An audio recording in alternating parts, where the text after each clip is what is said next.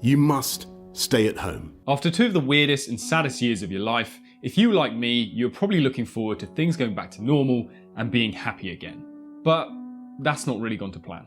The cost of living in the UK is rising. The market's tanking today. The surge in food costs. Crypto getting crushed. But here's the thing, despite all the shit going on in the world, research has shown that only 10% of our happiness is determined by our life circumstances. And actually, 40% is based off of intentional activity. In other words, your own actions. You literally control 40% of your happiness. And the other 50%, well, you've got mum and dad to thank.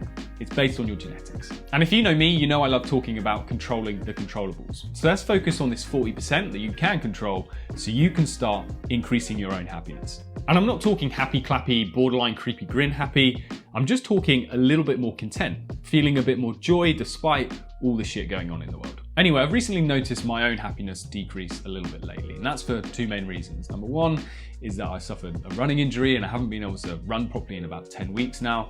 And number two, I've started living alone recently. So I've wondered lately, what can I do to boost my own happiness? And in doing so, I remember a model that I studied at university a few years ago. One that's a complete framework and model for well-being that's scientifically backed. And it's called the Perma Model. This was something developed by the godfather of positive psychology, Seligman, a field that is basically self-help, but scientific. There's no secret or manifesting, it's just scientific research to find out what makes us feel our best. And this model was formed to present a complete model of happiness and well-being, one that all of the parts within it allow us to tap into that 40% of our happiness that we control. So let's run through this so you can increase your own happiness. P stands for positive emotions. Pretty self-explanatory, right? To be happier, you need to start feeling more positive emotions day to day. And apparently the ideal ratio is to feel 3 positive emotions for every 1 negative emotion, something called the Losada ratio, which sounds like a Losada bollocks. Sorry, just trying to increase my own ratio. Yeah. But seriously, how much of your day do you just coast? Not necessarily feel bad or negative emotions, but just feel pretty flat and a bit meh. You know I do. So to change this, you just need to start doing more of the things that increase your positive emotions. So for me, since I've been living alone, I've noticed I'm laughing less. So I thought I'd give laughing therapy a try, which goes something like this. My name is Gita.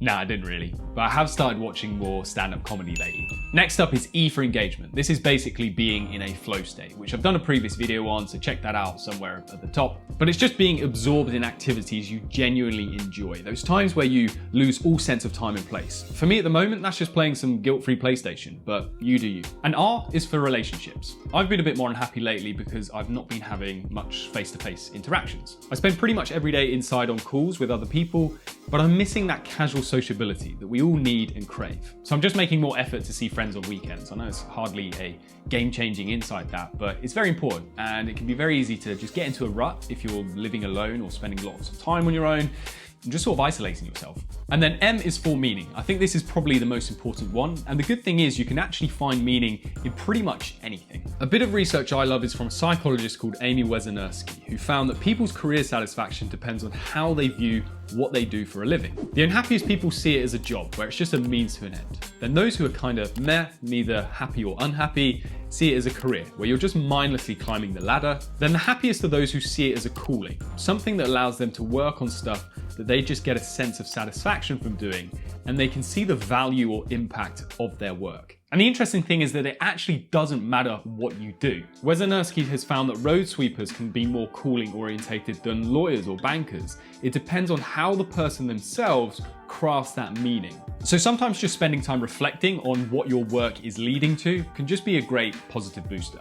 And lastly, A is achievement. We all want to be winners, that's just human nature. So it's fine to take and seek out pleasure from achievements. I know I've been a bit down lately because my running training has been halted from this injury. Prior to the injury, over the past 9 months, I've hit personal bests in the 5K, the 10K, and the half marathon twice. And as much as the journey and process towards those achievements has been probably the main source of happiness, it still feels so good to absolutely smash something, whether that's, a sporting event, an exam or a major work project. So set yourself more mini challenges or goals, because otherwise life just becomes like running on an endless hamster wheel. Anyway, that's the Perma model. I guarantee if you're not as happy as you'd like, then it's probably because you're not tapping in as fully as possible into one of these factors. And they're all things that you can control through your own conscious effort. So let me know in the comments below which one you're going to work on and how, and I'll see you in the next one.